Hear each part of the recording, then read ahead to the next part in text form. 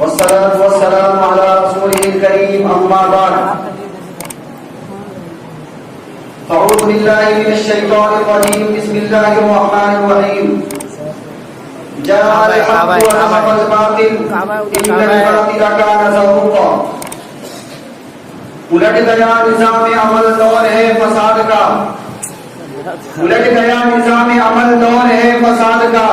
الٹ گیا نظام عمل دور ہے فساد کا چراغ ابر و بار ہے سبیرہ وزن آل کا گیا سبیرہ ساتھیوں چراغ ابر و بار کا گیا سبیرہ ساتھیوں چراغ ابر و بار کا محافظوں اٹھو کہ اب وقت آ گیا حساب کا برادران اسلام ابتدائے آخری نشی سے اس سرزمین پر ہمیشہ حق و باطل کی معرکہ آرائی ہوتی رہی ہے حق ہر زمانے میں بے سر و سامانی اور قلت اسباب کے باوجود کامیابی سے ہمکنار ہوتا رہا باطل ہمیشہ حکومت و سلطنت جار و منصب کے باوجود مغلوب ہوتا رہا باطل نے ہمیشہ دین حق کے نفوذ کو مٹانے کی کوشش کی اور حق کی طاقت کو پاش پاش کرنا چاہا مگر خود ہی پاش پاش ہو گیا اور سب ہستی سے اڑتے ہوئے غبار کی طرح نیست و نابود ہو گیا کہ آج ان کا نام تک لینے والا کوئی باقی نہیں رہا بل نقذف بالحق علی الباطل فیدمغه فإذا هو زاهق کہ ہم حق بات کو باطل پر پھینک مارتے ہیں تو وہ حق اس باطل کا بھیجا باہر نکال دیتا ہے پھر وہ باطل دباطل مغلوب ہو کر جاتا رہتا ہے دوستو حضرت نوح علیہ السلام سارے 900 برس تک اپنی قوم کو سمجھاتے رہے تبلیغ و تفہیم اور بحث و مناظرہ کا سلسلہ چلتا رہا حق و باطل کی اسی کشمکش میں صدیاں گزر گئی مگر وہ قوم کی کہ دین حق کے خلاف اپنے اصرار اور ضد پر اڑی رہی جب صبر کا پیمانہ لبریز ہو گیا ساری حجتیں تمام ہو گئی پھر حکم خداوندی آ گیا بادلوں کو حکم ہوا برس پڑے زمین کو حکم ہوا ابل پڑے فرشتوں کو حکم ہوا تعظیم و سزا کے متعلق اپنے فراز منصبی میں لگ جائیں گویا کہ ایک مدت تک اس قدر پانی برسا کہ آسمان کے دہانے کھل گئے زمین کے پردے پھٹ گئے پہاڑیاں اور درخت اس پانی میں چھپ گئی اب سوائے سفینہ کے تمام ظالم قوم جن کے حق میں حضرت نوح نے فرمایا تھا رب لا تذر علی الارض من الکافرین دیارا تمام کے تمام قوم اس پانی کے اندر غرق و برباد ہو گئی اب کہاں دھس گئی آج کی وہ قومیں جو دنیاوی زندگی پر مغرور ہو کر تکبر و تجبر کی نمائش کے لیے پہاڑوں کو تاش کر بڑے نشان سے اونچے اونچے منارے مضبوط و مستحکم پرتکلف منقش و مزین عمارتیں بناتے تھے جنہیں اپنی کاریگری اور قوت بازو پر بڑا ناز تھا غرور نے انہیں اس دھوکے میں ڈال رکھا تھا کہ یہ یادگار اور پختہ عمارتیں کبھی برباد نہ ہوں گی لیکن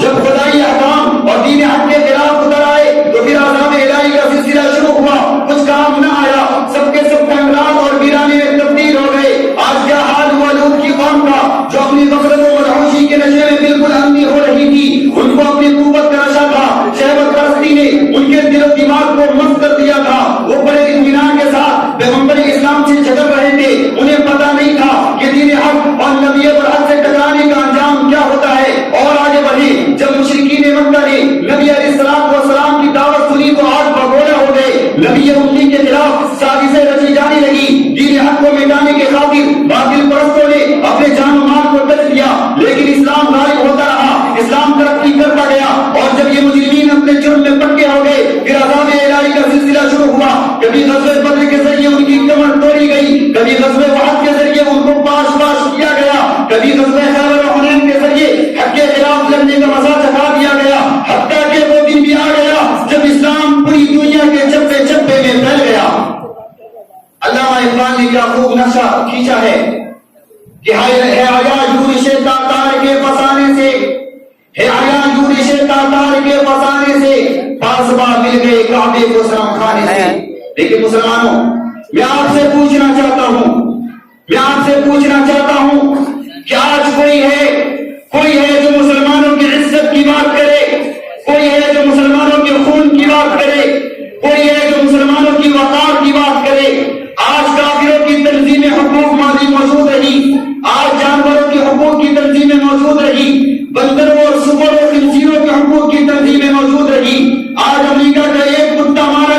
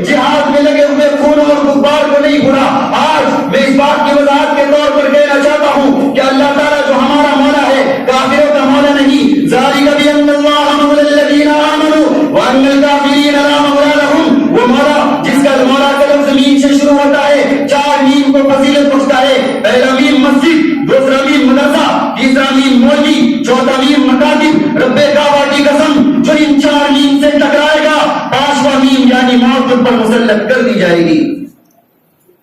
لیکن مسلمانوں کیا آج ہمیں حقیر انسانوں سے بھی زیادہ مضر ہو گئے؟ وَلَا تَهِنُوا وَلَا تَحْزَنُوا وَأَنْتُمُ الْأَعْلَوْنَ إِن كُنتُم مُّؤْمِنِينَ کی خوشخبری کس کے لیے ہے؟ کم من فِئَةٍ قَلِيلَةٍ غَلَبَتْ فِئَةً كَثِيرَةً بِإِذْنِ اللَّهِ کا مصداق کس کے لیے ہے؟ غزوہ بدر کا تاریخی کردار کس نے ادا کیا؟ چھوڑ دو بزدلی، بڑھاؤ قدم، پیدا کرو عزم استقلال، جلاؤ اپنے دلوں میں بھاگتا ہوا شعلہ اور صاف صاف کہہ دو ان تاریخ کے اندھے کوروں سے اپنی زبان کو لگام دے. ہم مرنا نہیں چاہتے، اگر بھٹکاؤ گے ہماری آگ کے لپٹ میں اس طریقے سے سینکڑوں ظالموں باغیوں سرکشوں کے وجود کو جلا کر راکھ کر دیا تھا، تمہیں بھی جلا کر بھسم کر دیں گی. پھر نہ ملے گا